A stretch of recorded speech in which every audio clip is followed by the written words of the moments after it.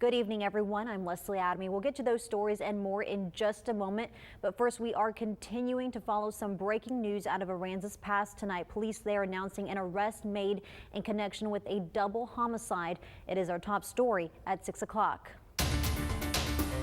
Police say this man, 42-year-old Omar Rolando Guerra, was arrested in Rio Grande City by the police department there in the U.S. Marshal Service.